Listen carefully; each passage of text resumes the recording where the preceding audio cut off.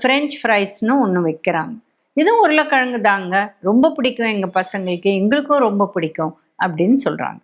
இந்த French fries பார்த்தீங்கன்னா சின்ன சின்னதாக நீளமாக அதை நறுக்கிட்டு அதை கொஞ்சம் வேக வச்சுட்டு அப்படியே டீப் ஃப்ரீஸ் பண்ணி கொடுக்குறாங்க. அதை எடுத்து சுட சுட எண்ணெயில் போட்டு இவங்க வறுத்து கொடுக்குறாங்க.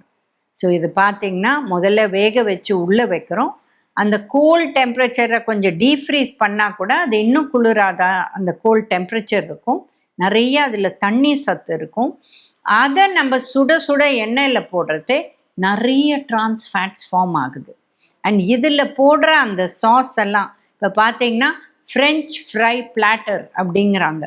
இதில் மெக்சிகன் சாஸ் போடுறாங்க, மேயோனேஸ் போடுறாங்க, விதவிதமாக சாஸ் போட்டு கொடுக்குறாங்க.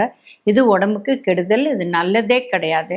ஏன்னா சாஸ்லாம் நிறைய சோடியம் சத்து இருக்குது. இப்போ மேயோனேஸ்ன்னு எடுத்திங்கன்னா அதில் இருக்கிற அந்த கொழுப்பு சத்து இருதய நோய்க்கு நல்லது கிடையாது.